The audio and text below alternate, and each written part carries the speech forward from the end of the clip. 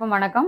இன்னைக்கு வீடியோவில் நம்ம என்ன பார்க்க போறோம் அப்படின்னா, மாலை பட்சத்துக்கான ஒரு ஈவினிங் ஸ்நாக் அப்படின்னு சொல்லலாம், இல்லை ஈவினிங் டிஃபன் அப்படின்னு கூட சொல்லலாம். ரவா போலி எப்படி பண்றது அப்படின்னு தான் பார்க்க போறோம். சமையல் இந்த மாதிரி நார்மல் டிஃபன் இதெல்லாம் பார்க்குறோம் இல்லையா. அடுத்தது வந்து இப்போ இந்த மாதிரி ஒரு ஸ்வீட் போலி, ரவா போலி எப்படி பண்றது அப்படின்னு பார்க்க போறோம். இப்போ அதுக்கு என்ன சாமான் எடுத்து வச்சிருக்கோம், மாவு பிசைய போறோம், பார்க்கலாமா. அடுத்தது நாம வந்து இப்போ போலிக்கு மாவு பிசைய போறோம். தாராளமாக பெரிய டம்ளர் அளவு, ஒரு டம்ளர் அளவுக்கு நான் இந்த மாதிரி மாவு எடுத்திருக்கேன். மைதா மாவு எடுத்திருக்கேன். மைதா மாவு சேர்த்துக்கலாமா, கோதுமை மாவு தானே எடுத்துக்கணும், மைதா மாவெல்லாம் வந்து ஹெல்த் இல்லை அப்படின்னு சொல்றவா நீங்க பண்ண வேண்டாம், விட்டுடலாம். என்னைக்கோ ஒரு நாளைக்கு சாப்பிட்றோம் அப்படிங்கறதுனால அது தப்பெல்லாம் கிடையாது. நான் வந்து மைதா மாவுல தான் பண்ண போறேன். கொஞ்சமா வந்து கலருக்கு மஞ்சப்பொடி போட்டுக்கலாம். போலி அப்படின்னாலே எல்லாரும் மைதா மாவுல தான் பண்ணுவா. கோதுமை மாவுல மைதா மாவு மாதிரி எக்ஸ்பெண்ட் பண்ணி தட்டுறது கஷ்டம். அதனால அதுல அவ்வளோ பண்றதுங்கிறது இல்லை. எனக்கு தெரிஞ்சு எல்லாருமே மைதா மாவுல தான் பண்ணுவா. கொஞ்சமா இந்த மைல் மாவுக்காக உப்பு போட்டுக்கலாம். ஒரு 1/4 ஸ்பூன் அளவுக்கு உப்பு எடுத்துட்டு இருக்கேன். இதை வந்து நல்லா மிக்ஸ் பண்ணிக்கலாம். தண்ணி வந்து ரொம்ப ஜாஸ்தி விடாம கொஞ்சம் கொஞ்சமா விட்டு நம்ம பிசைஞ்சிக்கலாம்.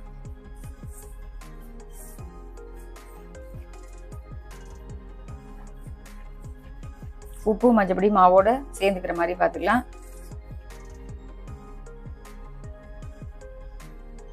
எல்லாருமே வந்து மைதா வந்து ஹெல்த்துக்கு அவ்வளோ கரெக்டானது இல்லை அப்படின்னு சொல்லுவா. அதனால ரெகுலரா சாப்பிட போறது இல்லை. இன்னைக்கு என்னென்னமோ ஹோட்டல்ல போய் வந்து பரோட்டா, பீஸா, பர்கர் என்னென்னமோ சொல்றா, எல்லாம் சாப்பிட்றா. அதுல எல்லாமே வந்து நம்ம இந்த மாதிரி எல்லாம் தான் சேர்க்கிறா. ஆனா நம்ம என்னைக்கோ ஒரு நாளைக்கு சாப்பிட்றது தப்பு இல்லைன்னு நினைக்கிறேன். அதனால உங்களுக்கு ஓகே அப்படின்னா நீங்க பண்ணலாம்.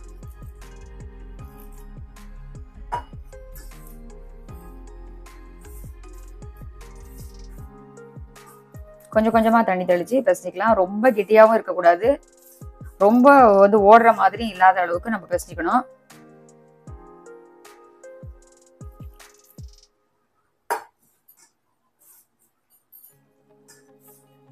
எப்பவும் ஒரே மாதிரி நார்மல் இட்லி, தோசை, சப்பாத்தி இதெல்லாம் வந்து தெரிஞ்ச விஷயம்தான். எல்லாரும் ஆஸ் யூஷுவல் ரெகுலர் டேஸ்லேயே பண்ணக்கூடியது தான்.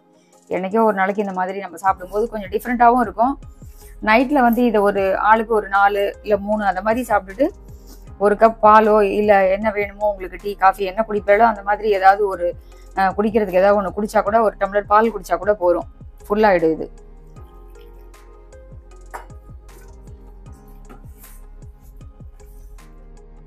இப்போ நமக்கு இந்த மாதிரி கையில் வந்து மைதா மாவு ஒட்ட தான் செய்யும். நம்ம வந்து எண்ணெயை வந்து தாராளமாக விட்டுக்கலாம்.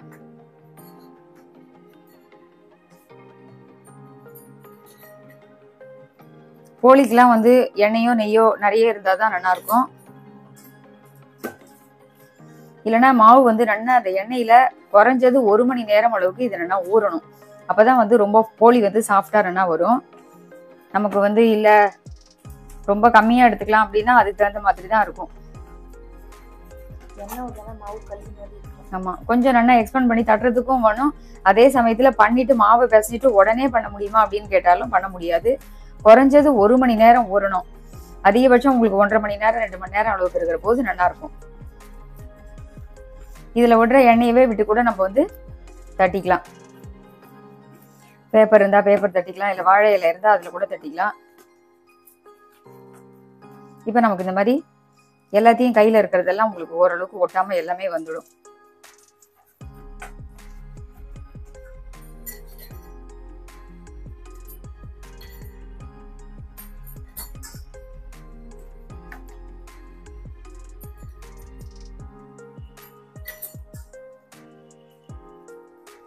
இப்போ இதை வந்து நல்லா குறைஞ்சது 1 மணி நேரம் கிட்ட ஊறட்டும். அடுத்தது நம்ம பார்க்கலாம்.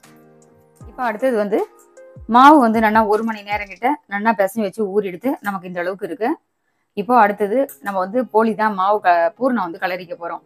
ரவையை வந்து கேசரி மாதிரி கலர போறோம். அது எப்படி பண்றது அப்படின்னு பாத்தீங்கன்னா, ஒரு 100 கிராம் அளவுக்கு ரவையை வந்து நான் ஏற்கனவே வறுத்து எடுத்துட்டேன். ரவையை வந்து வறுத்த கிளிப்பிங் நான் வீடியோ எடுக்கல. ரவை வறுக்கிறது அப்படிங்கிறது எல்லாருக்கும் தெரியும். இந்த மாதிரி ஒரு கோல்டன் ப்ரௌன் வர்ற மாதிரி ரவையை நல்லா வந்து சிம்ல வச்சு அப்படியே வறுத்துக்கணும். அதுக்கு பாத்தீங்கன்னா எந்த டம்ளர்ல, இந்த டம்ளர்ல தான் 1 டம்ளர் ரவை எடுத்திருக்கேன். அதே டம்ளர்ல 1 டம்ளர் அளவுக்கு வெல்லம் எடுத்திருக்கேன். வெல்லம் போட்டு தான் நம்ம பண்ண போறோம். வெல்லம் போட்டு பண்ணும்போது ரொம்ப நல்லா இருக்கும். அதுக்கப்புறம் வாசனைக்கு கொஞ்சம் ஏலக்காய் பொடி, அப்புறம் வந்து நெய் விட்டு நம்ம கேசரி எப்படி கலருவோமோ அதே மாதிரி கலர போறோம். கொஞ்சம் தண்ணி வச்சிருக்கேன். இப்போ இந்த பக்கம் பாத்தீங்கன்னா இதுல இந்த வெள்ளத்துல வந்து சில சமயம் மண் இருக்கலாம், மண் இல்லாத வெள்ளமா இருக்கலாம். இருந்தாலும் நம்ம கரைச்சிட்டு விடுற போது நமக்கு கொஞ்சம் நல்லா இருக்கும்.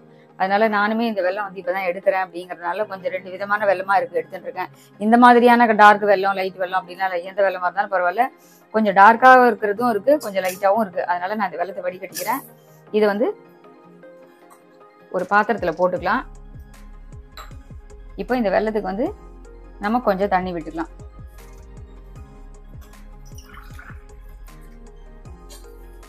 இந்த வெல்லம் மூழ்கிற அளவுக்கு ஒரு 1/2 டம்ளர், அதாவது இந்த ரவை எடுத்துருக்கோம் இல்லையா, அந்த டம்ளர்ல ஒரு 1/2 டம்ளர் அளவுக்கு ரவை வெல்லம் எடுத்து தண்ணி அதில் விட்டு வச்சிருக்கேன். இப்போ சிம்மில் வந்து இதை வச்சுடுவோம். இந்த பக்கம் இது முள்ள வந்து பாகெல்லாம் வர வேண்டாம், ஜஸ்ட் கரையணும் வடிகட்டுறதுக்கு, அவ்வளவுதான். இதை சிம்மில் வைக்கிற போது பொறுமையா வந்து இது கொதிச்சிடும். நம்ம அடுப்பு ஆஃப் பண்ணிட்டு வடிகட்டிக்கலாம். இந்த பக்கம் பார்த்தீங்கன்னா ஸ்டவ் ஆன் பண்ணிடலாம்.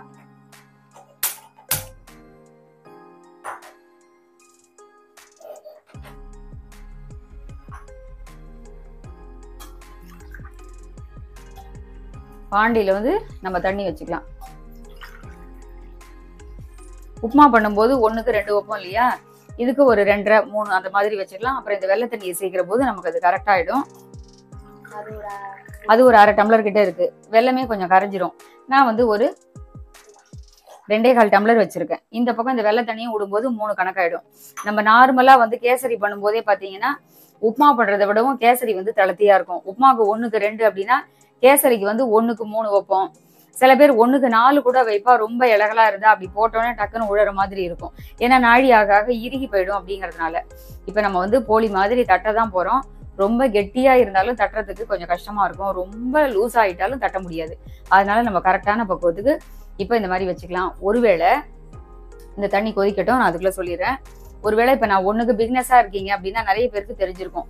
1 டம்ளருக்கு நான் 2 டம்ளர் தண்ணி வச்சிருக்கேன். இந்த பக்கம் ஒரு 1/2 டம்ளர் தண்ணி வச்சு வெள்ளத்தை கரைய விட்டுருக்கோம் மாமி. கொஞ்சம் நம்ம கலர்னதுக்கு அப்புறம் ஒரு வெதுவெதுப்பான சூட்டுக்கு வந்ததுக்கு அப்புறம் தான் அதை வந்து நம்ம உருட்டி தட்ட போறோம். ஒருவேளை கொஞ்சம் டைட்டா இருக்கு, தட்டுறதுக்கு கஷ்டமா இருக்கு, சிரமமா இருக்கு அப்படின்னு நினைச்சீங்கன்னா லேசா ஒரு ஸ்பூன் ஜலத்தை விட்டு தண்ணி விட்டு நன்னா இழுத்து கையால் அப்படியே பிசைஞ்சிக்கலாம். கொஞ்சம் நம்ம லைட்டா தண்ணி தொட்டு தளர்த்திக்கலாம், ஒன்றும் தப்பு கிடையாது. நிறைய விட்டுட்டாதான் கஷ்டம். அதனாலதான் அதையும் வந்து நான் உங்களுக்கு சொல்லிடுறேன். இப்ப நான் எடுத்துருக்க அளவுக்கே நீங்க எடுத்துக்கோங்க. இப்ப இந்த தண்ணி கொதிச்சதுக்கு அப்புறம் நம்ம நார்மலா எப்படி உப்புமா பண்ணுவோமோ அதே மாதிரி வெல்லம் போட்டு கேசரியா கலர போறோம். இப்ப இந்த கொதிக்கிற தண்ணியிலேயே ஏலக்காய் பொடியை போட்டுடலாம். கலர்லாம் இதுக்கு தேவையில்லை. இதையே ஒருவேளை நீங்க வந்து நம்ம ஆலயபட்சம் அப்படிங்கறதுனால சிரார்த்தங்கள்ல நிறைய பேர் பாத்தீங்கன்னா எங்க ஆத்தெல்லாம் உண்டு சொஜ்ஜியப்பம் அப்படின்னு ஒண்ணு பண்ணுவோம். சொஜ்ஜியப்பம் அப்படின்னா இதையே வந்து தட்டி தோசை கல்லுல போட்டா ரவா போலி, இதையே எண்ணெயை வச்சு அந்த எண்ணெயில தட்டி பொரிச்சு போட்டீங்கன்னா பொரிக்கிற போது அது வந்து உங்களுக்கு சொஜ்ஜி அப்பம்னு சொல்லுவா. அப்பம் மாதிரி லேசா பபிள்ஸ் மாதிரி உப்பிட்டு வரும். எண்ணெயில போட்டா சொஜ்ஜி அப்பம், கல்லுல போட்டா ரவா போலி, அவ்வளவுதான் வித்தியாசம். ஆமா, சார்தங்கள்ல பண்ணும்போது மஞ்சப்பொடி போட மாட்டோம், அப்படியே பிளைனா பண்ணுவோம், வெறும் மைதா மாவு தான் பிசைவோம். நம்ம இன்னைக்கு மாலைய பட்சத்துல நம்ம சமையல்ல மஞ்சப்பொடி சேர்த்துக்கிறதுனால இதுல மஞ்சப்பொடி சேர்க்கறது தப்பு இல்லைங்கிறதுனாலதான் நான் வந்து மாவுல மஞ்சப்பொடி போட்டு பிசைஞ்சிருக்கேன். 2வது வெல்லம் உடம்புக்கு நல்லதுதான்.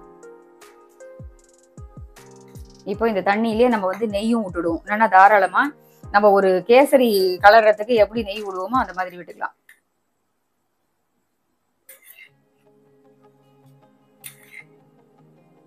இல்லைன்னா நான் 3 டேபிள் ஸ்பூன் விட்டுருக்கேன். ஒரு 100 கிராம் ரவை எடுத்திருக்கேன்னா 3 டேபிள் ஸ்பூன் விட்டுருக்கேன். நீங்க போலி தட்டும் போது எப்படி எடுப்பீங்களோ, எண்ணெயோ நெய்யோ உங்களுக்கு எது தேவையோ, நான் வந்து போலியை தட்டிட்டு கல்லுல போட்டு எடுக்கும் போது எண்ணெய் தான் விட போறேன். ஏன்னா நிறைய நெய் சேர்க்கிற போது அபிய வந்து எப்பயுமே அதிக நெய் விரும்புறது இல்லை. அதனால போலியில பண்ணும்போது சில பேர் எண்ணெயும் நெய்யும் மிக்ஸ் பண்ணி கூட பண்ணுவா, அந்த மாதிரியும் பண்ணுவா.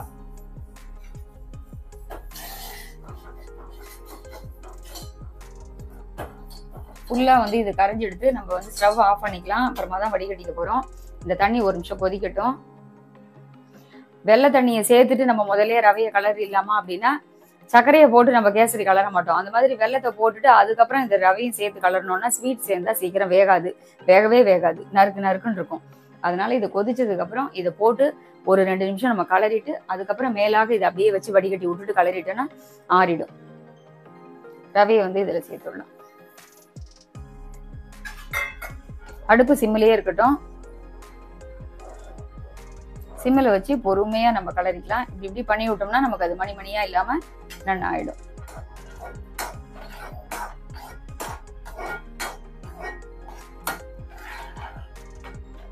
இப்போ இதை 2 நிமிஷம் கிட்ட அப்படியே நம்ம தொடர்ந்து கலரிட்டே இருந்தோம்னா நமக்கு நல்லா இறுகி போயிடும், கொஞ்சம் வெந்துடும். ஒரு 2 நிமிஷம் இது வேகட்டும்.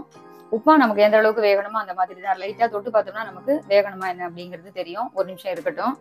அதுக்கப்புறமா தான் இந்த வெள்ளை தண்ணி அதில் விட்டு அதையும் சேர்த்து நம்ம வந்து விட்டுக்க போறோம். கொஞ்ச நாள் வேகிறதுக்கு டைம் கொடுக்கணும். இப்போ ஒரு 2-3 நிமிஷம் கிட்ட நம்ம விட்டாச்சு. ஏன்னா வந்து ரவா வெந்துருது. இப்போ இந்த வெள்ளை தண்ணியை வந்து இதுல நம்ம வடிகட்டிக்கலாம்.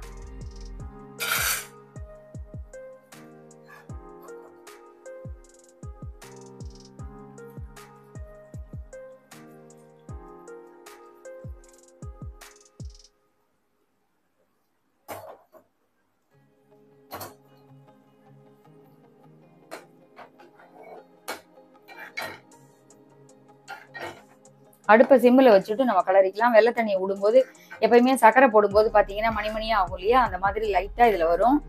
அதுக்காக நம்ம இந்த மாதிரி கட்டி கட்டி ஆகிடுது அப்படின்னு பயப்பட வேண்டாம். கொஞ்சம் தொடர்ந்து நம்ம இந்த மாதிரி கலரும் போது நமக்கு அந்த மணியெல்லாம் பால்ஸ் எல்லாம் சரியாயிடும். இப்படி பண்ணினா இறுகி போயிடும்.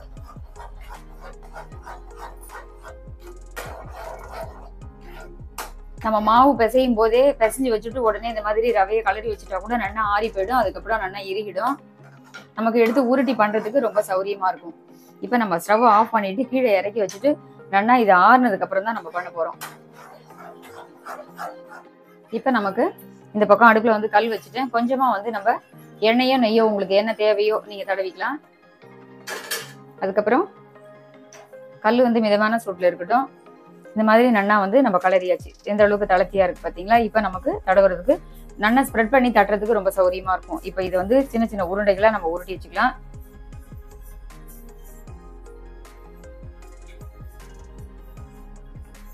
உங்களுக்கு எந்த அளவுக்கு தேவை அப்படிங்கிறது சின்னதாகவும் தட்டிக்கலாம், பெருசாகவும் தட்டிக்கலாம். நாழி ஆக ஆக நமக்கு நல்லா எரியிடும்.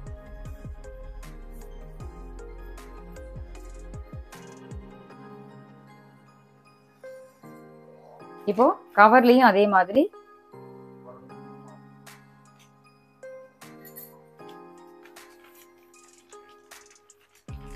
நான் வந்து இன்னைக்கு என்கிட்ட வாழை இலை இல்லை, அதனால நான் வந்து கவர்ல தட்டிக்கிறேன். நீங்க உங்களுக்கு வாழை இலை இருந்தா அதுல கூட தட்டிக்கலாம்.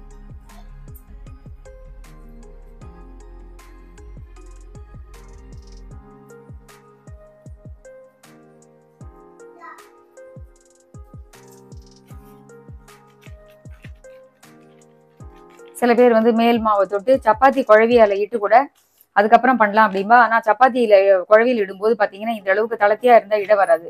நிறைய மேல் மாவை தொட்டு தொட்டு இடணும். இதுல இருக்கிற எண்ணெயை வந்து இந்த பாத்திரத்துல இருக்கு இல்லையா, மாவு பிசைஞ்சிருக்கோம் இல்லையா, அந்த எண்ணெயை வந்து நம்ம தொட்டு தடவிக்கலாம்.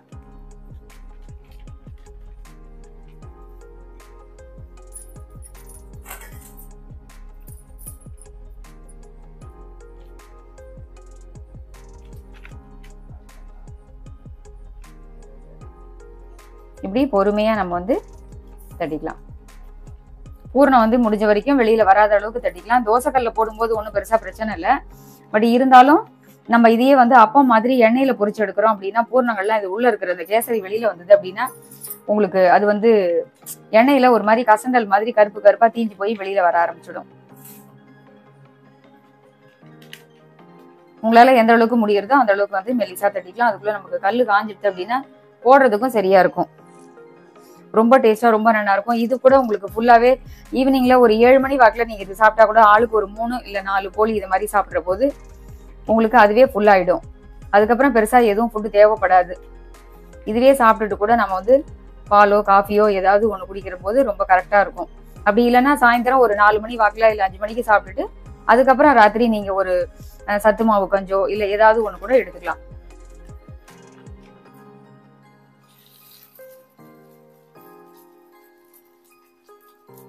இப்ப இது வந்து மீடியம் ஃப்ளேம்ல இருக்கட்டும். ஒரு நிமிஷம் இது வேகட்டும். அதுக்குள்ள நம்ம இன்னும் ஒண்ணு தட்டிக்கலாம்.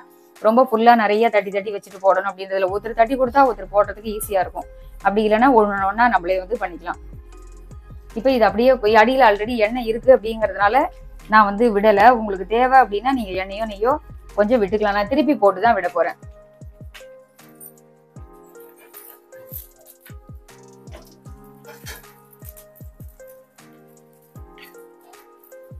உங்களுக்கு எந்த அளவுக்கு தேவை அப்படின்னு பார்த்துன்னு நீங்க எண்ணெயோ நெய்யோ நீங்க விட்டுக்கலாம். நான் வந்து எனக்கு எண்ணெயே போறேன்னா ஆல்ரெடி வந்து உள்ள கலரி இருக்க கேசரியில வந்து தாராளமா நெய் விட்டுதான் பண்ணியிருக்கேன் அப்படிங்கறதுனால மேல வந்து நான் நெய் விடல.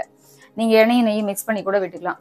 ரொம்ப தீஞ்சு போகாம ரொம்ப மிதமான சூட்ல வச்சு நம்ம வந்து பொரிச்சு இது மாதிரி தோசைக்கல்ல போட்டு எடுக்கிற போது ரொம்ப கரெக்டா இருக்கும். அதே வந்து நீங்க எண்ணெயில போட்டு எடுக்கிறீங்க அப்படின்னா எண்ணெயில போட்ட உடனே பூரி மாதிரி லேசா உப்பிண்டு வரும்.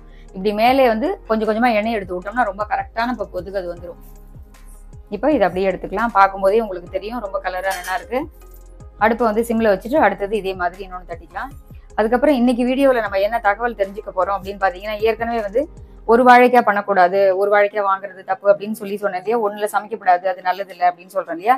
அதே மாதிரி இன்னைக்கு வீடியோல நம்ம என்ன தகவல் தெரிஞ்சுக்க போறோம் அப்படின்னா, அதாவது நம்மளுடைய பித்திருக்கள் பாத்தீங்கன்னா இப்ப வந்து நம்ம சிரார்த்தங்கள் பண்ணுவோம்.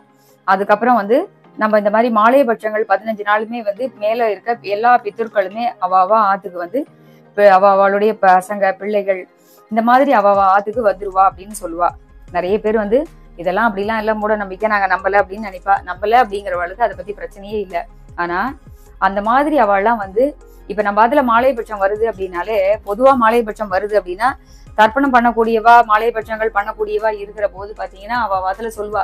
எடுத்த உடனேவே பாத்தீங்கன்னா இப்ப எங்காத்துல நாங்க என்ன பண்ணுவோம்னா, பஞ்சாங்கம்னு ஒண்ணு வாங்கினாலே எல்லாருமே எப்ப தீபாவளி வருது, பொங்கல் வருது, பண்டிகைகள் வருது அப்படின்னு பார்ப்போம் இல்லையா. எங்காத்துல பொறுத்த வரைக்கும் எங்க அம்மாத்து சைட்லயா பிறந்தாத்து சைட்லயா இருந்தாலும் சரி, மாமியாரத்து சைட்லயுமே பாத்தீங்கன்னா பஞ்சாங்கம்னு ஒண்ணு வாங்கினா தீபாவளி பொங்கல் பாக்குற மாதிரி முதல்ல வந்து எப்ப வந்து தாத்தா பாட்டிக்கு சிரார்த்தம் வருது, எங்க மாமியாருக்கு எப்ப வருது, எங்க அப்பா அம்மாவுக்கு எப்ப வருது, இதெல்லாமே நாங்க வந்து முதல்ல பாத்துருவோம். இதெல்லாம் அப்படிலாம் பார்க்கலாமா மாமி, அது எடுத்தோடனே சார்தத்தை எப்ப அப்படின்னு பாப்பாளா அப்படின்னு கேட்டா தப்பே கிடையாது. முதல்ல வந்து பித்திருக்களை திருப்திப்படுத்திட்டு தான் அதுக்கப்புறம் நம்ம சுவாமிக்கே பண்ண முடியும். இப்போ ஒரு சார்தம் பண்றோம் அப்படின்னா அன்னைக்கு எடுத்தோடனே சுவாமி விளக்கு ஏற்றி எதுவுமே பண்றது இல்லை. ஆஸ் யூஷுவல் சமைப்போம், சார்தத்துக்கு உண்டான வேலைகள் ஏற்பாடுகள் அதை தான் பண்ணுவோம். அதெல்லாம் முடிச்சுட்டு தான் அடுத்தது நம்ம வந்து இதெல்லாம் முடிச்சுட்டு தான் சுவாமிக்கு விளக்கேற்றி அதுக்கப்புறம் பண்ணுவோம்.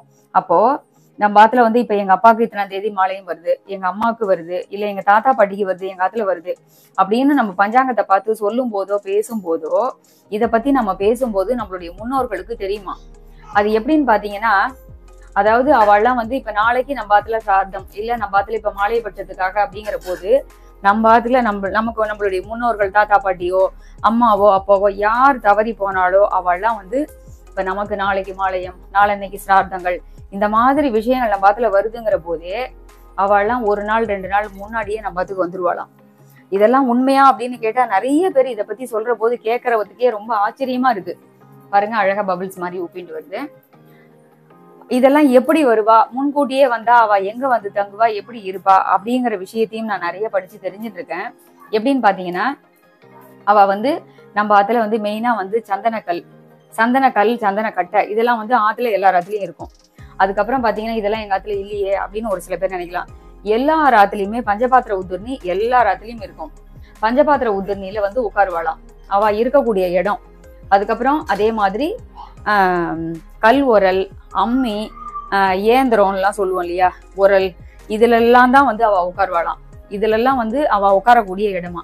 உங்க ஆத்துல அந்த மாதிரி அம்மியோ ஏந்திரமோ கல் உரலோ இன்னைக்கு எத்தனை பேர் வீட்டுல இருக்கு அப்படின்னு தெரியல, நம்மளால யூஸ் பண்ணவும் முடியல. இப்ப எங்க ஆத்துலயுமே இருக்கு, பட் என்னால ரொம்ப அரைக்க முடியல. அதுக்கு முன்னாடி உளுந்தெல்லாம் உடைச்சி அதுல பண்ணுவோம், சமைப்போம், அதுலதான் வந்து மாவரைப்போம், உப்புமா குடசலுக்கு எல்லாம் உடைப்போம், எல்லாம் பண்ணுவோம்.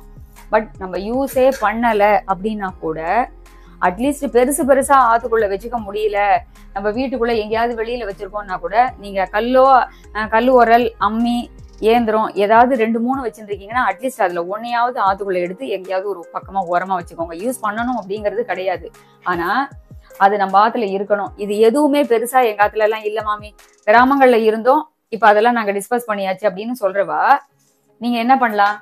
அடுத்தது புதுசா பாத்தீங்கன்னா இப்போ கடைகள்ல நிறைய வந்து குட்டி குட்டியா ஏதாவது என்ன சொல்றது, நிறைய பேர் இஞ்சி இடிப்பா டீ போடும்போது, அதே மாதிரி ஒரு ஏலக்காய் பொடி பண்ணுவா. எல்லாருக்கும் கிச்சன்ல குட்டி குட்டியான கல் உரல் மாதிரி ஏந்திர மாதிரி இப்ப எல்லாம் சின்ன சின்னதா இடிக்கிற உரல் உலக்கன்னு வந்துடுது. அதுல ஒன்ன வாங்கி கண்டிப்பா நீங்க இடிச்சாலும் இடிக்காட்டாலும் யூஸ் பண்ணினாலும் பண்ணாட்டாலும் உங்க ஆத்துல அதை ஒண்ணு வாங்கி கண்டிப்பா ஏதாவது ஒரு இடத்துல கிச்சன்லயோ எங்கேயாவது ஒரு இடத்துல ஆத்துக்குள்ள அதை வச்சுக்கோங்க. இந்த மாதிரி மாலைப்பட்ட சமயங்கள்ல சார்ந்த சமயங்கள்ல நம்மளுடைய பித்திருக்கள் கண்டிப்பா நம்ம என்ன பண்றோம், நாம அவளை பத்தி சார்த்தங்கள் வருது, மாலையங்கள் வருது, சாப்பாடு போடணும், இன்னது பண்ணணும் அப்படின்னு நாம எந்த அளவுக்கு ஆர்வமா பேசுறோம் பண்றோம்ங்கிறதெல்லாம் அவ கவனிப்பாளாம். இதெல்லாம் உண்மையா அப்படின்னு நானே சில சமயங்கள்ல நினைச்சிருக்கேன். ஆனா அதெல்லாம் எவ்வளவு உண்மைன்னு நிறைய விஷயங்களை ஒவ்வொன்றையும் படிச்சு தெரிஞ்சுக்கிற போதுதான் நமக்கே ஆச்சரியமா இருக்கு. அதெல்லாம் உண்மைங்கிறதும் தெரியுது. அதனால நீங்க இந்த மாதிரி கல்லோ குட்டியான ஒரு கல்லுரல் கூட இடிக்கிற மாதிரி வாங்கி வைங்க. சந்தனக்கல், அந்த சந்தனக்கட்டை, பஞ்சபாத்திர உதிர்னி, கல் உரல், அம்மி, இந்த மாதிரியான தீர்த்த பாத்திரங்கள் இதுலெல்லாம் தான் வந்து அவ வாசம் செய்வா, அவ உட்கார்ந்துட்டு இருப்பா, நமக்காக சாப்பாடு போடுவான்னு காத்துட்டு இருப்பா அப்படின்னு நிறைய பேர் சொல்லியிருக்கா.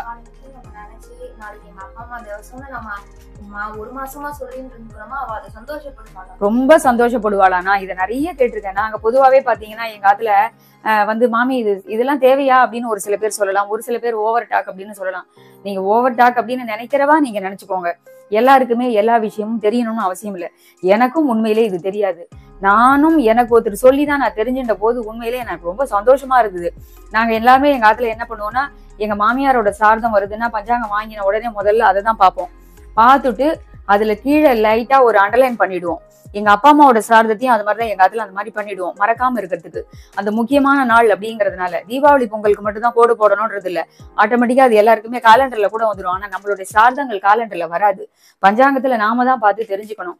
அப்போ நம்ம 1 மாசம் 2 மாசம் முன்னாடியே அதை பத்தி பேசுற போது அவளுக்கு தெரிஞ்சிருமா. நம்ம குழந்தைகள், நம்மளுடைய பேரம் பேத்திகள் நம்ம பார்த்து மனுஷா எந்த அளவுக்கு ஈடுபாட்டோட பண்றா அப்படின்னு அவ நினைச்சே சந்தோஷப்படுவாளாம். யோசிச்சு பாருங்களேன், 365 நாளும் 3 வேளை 4 வேளை 5 வேளை எல்லாம் கூட சாப்பிடுறோம் பிரிச்சு, நினைச்ச நேரத்துக்கு ஸ்நாக்ஸ் சாப்பிடுறோம். ஆனா வருஷத்துல ஒரு தடவை தான் மாலைபட்சம் வருது, வருஷத்துல ஒரு தடவை தான் சிராதங்கள் வருது. அந்த ஒரு நாளும் அவளுக்கு வெறும் முடியல, இன்னைக்கு ரொம்ப இயலாமை, ரொம்ப வருஷம் அப்படின்ற பாது நிறைய சிராதங்கள் பண்ணிட்டோம், நிறைய முடியல, உடம்பு தள்ளாமையா போயிடுது அப்படிங்கிற பட்சத்துல வாழைக்காய் அரிசி கொடுக்கறது அப்படிங்கிறதே வந்து நமக்கு முடியலன்னா, இப்ப எங்க மாமனாருக்கு முடியலன்னா இப்ப அவருக்காக நாங்க பண்றோம், எல்லாம் சமைச்சு பண்ணி ஏற்பாடு பண்றோம்னா அவர் ஆளா உட்காந்து பண்றதுக்கே இப்ப 88 வயசா இருக்கு, கொஞ்சம் சிரமப்படுறாரு. ஆனா இன்னைக்கு நன்னா இருக்கிற பர்சனே அதை செய்யறதுக்கு யோசிக்கிறா. ஏன்னா முடியல, டைம் இல்ல, வேலை, ஆபீஸ், லீவ் இல்லை அப்படின்னு. எல்லா நாளும் நமக்காக வருஷம் பூரா டைம் ஸ்பெண்ட் பண்றோம். அப்ப வருஷத்துல ஒரே ஒரு நாள் அவளுக்கு சாப்பாடு, அந்த ஒரு நாள் தானே அவளுக்கு போடுறோம். நம்ம கொடுப்போம், நம்ம சாப்பாடு போடுவோம், நம்ம பண்ணுவோம், நம்ம குழந்தைகள் நமக்காக திருப்திப்படுத்துவாங்கிற அந்த ஒரு எண்ணத்துலதான் அவ மேலிருந்து வரா. அப்படி இருக்கிற போது அன்னைக்குமே வாழைக்காய் அரிசி வச்சு கொடுத்துட்டோம்னா நம்மளால அன்னைக்கு அந்த வாழைக்காய் அரிசியை சாப்பிட முடியுமா? ஒரே ஒரு நிமிஷம் நம்ம யோசிக்கணும். இதெல்லாம் வந்து திரும்பவும் சொல்றேன், நம்பிக்கை உள்ளவாளுக்கு மட்டும்தான் இந்த விஷயங்கள். ஏன்னா இத வருஷத்துல ஒரு தடவை மாலைய பட்சத்தையும் இந்த மாதிரி சார்தங்களையும் நம்ம பத்தி பேசும்போதும் அவளுக்கு பண்ணணும், செய்யணும். எங்க அம்மா சார்தம் வருது, எங்க தாத்தா பாட்டிக்கு வருது, எங்க அப்பாவுக்கு வருது அப்படின்னு நம்ம வெயிட் பண்ணி வரா போறா. நிறைய பேர் சொல்லும் போதே எங்க ஆத்துக்காட்ட, மாமா நாளன்னைக்கு எங்க அப்பா வரார், எங்க அம்மா வரா அப்படிதான் சொல்லுவா. எங்க அம்மாவுக்கு சார்தம் கூட சொல்ல மாட்டா, எங்க அப்பா வரா, எங்க அம்மா வரா, நீங்க பிராமணால சொல்லிடுங்கோ, நீங்க இந்த டயத்துக்கு 10 மணிக்கு பண்ணி வைக்க வந்துருங்க இப்படின்னு எங்க ஆத்துக்காரருக்கு ஃபோன் பண்ணுவா. நான் நிறைய கேட்டிருக்கேன். சில சமயங்கள்ல போனை நான் எடுக்கும் போதே மாமாட்ட நீங்க சொல்லிடுங்கன்னு அவளை சொல்லுவா. அப்போ எந்த அளவுக்கு ஒரு ஈடுபாட்டோட நம்ம பண்றோம் அப்படிங்கறத நிச்சயமா நம்ம முன்னோர்கள் வந்து பாப்பா, கேப்பா. அது உண்மை. அதுக்கு உண்டான ஒரு ஆசீர்வாதமான ஒரு பலன் தான் நம்ம ஆரோக்கியமாவும் நன்னா இருக்கிறதுக்கு காரணம். எல்லாரும் கஷ்டப்படுறோம், நம்ம நன்னா இருக்கோம், நம்ம சம்பாதிக்கிறோம், ஓடிண்டே இருக்கோம் எதையோ தேடி, அதனால நம்ம நன்னா இருக்கோம்னு நினைக்கிறோம். நிச்சயமா அப்படி இல்லை. ஒரு பக்கம் அது இருந்தாலும், நம்ம கஷ்டப்பட்டாலும் சம்பாதிச்சாலும் கூட நன்னா இருக்கிறதுக்கு அது ஒரு காரணம்னா, பித்தர்களை திருப்திப்படுத்துற போதுதான் நம்ம இன்னும் நன்னா இருப்போம். அது கண்டிப்பா தெரிஞ்சுக்கணும். நமக்கு 1000 வசதிகள் இருக்கலாம், ஆனா அவளை திருப்திப்படுத்தி அவளுக்கு வருஷத்துல ஒரு நாள் சாப்பாடு போட்டு திருப்தி பண்ணாதான் நிம்மதியாவும் சந்தோஷமாவும் இருக்க முடியும். இந்த தகவலை தான் நான் இன்னைக்கு உங்களுக்கு மாலைபட்ச வீடியோவில் இந்த ரெசிபியோட சேர்த்து சொல்லணும் அப்படின்னு நினைச்சுட்டே இருந்தேன். அதையும் வந்து சொல்லியிருக்கேன். நிறைய பேருக்கு தெரிஞ்சிருக்கும், ஒரு சில பேர் தெரியாதவா இப்ப தெரிஞ்சுக்கலாம், நிறைய பேருக்கு எக்ஸ்பீரியன்ஸ் உள்ளவளுக்கு தெரிஞ்சிருக்கும். இப்போ நம்ம வந்து ஒரு 2-3 போலி பண்ணியாச்சு, மீதி இருக்கிறதையும் நம்ம இதே மாதிரி பண்ணிட்டு பார்ப்போம். ரொம்ப சாஃப்டா, ரொம்ப சூப்பரா இருக்கு பாருங்க. நம்ம மடிச்சும் வச்சுக்கலாம், இல்ல அப்படியேவும் வைக்கலாம், ரொம்ப நல்லா இருக்கு. இப்ப நம்ம எல்லா ரவா போலியும் பண்ணி எடுத்தாச்சு பாருங்க. ரொம்ப சாஃப்டா இருக்கு, அப்படியே பஞ்சு மாதிரி இருக்கு. நீங்க இந்த மாதிரி மெத்தட்ல வந்து ட்ரை பண்ணுங்க, ரொம்ப சூப்பரா இருக்கும். ஈவினிங் டிஃபனுக்கு கூட இதுவே ஒரு 2-3 சாப்பிட்டா நமக்கு நல்லா ஃபுல் ஆயிடும். இதே ரேஷியோல நீங்க இந்த மாதிரி ட்ரை பண்ணி பாருங்க, ரொம்பவே நல்லா இருக்கும். மறுபடியும் வேறொரு வீடியோவில் சந்திக்கிறேன்.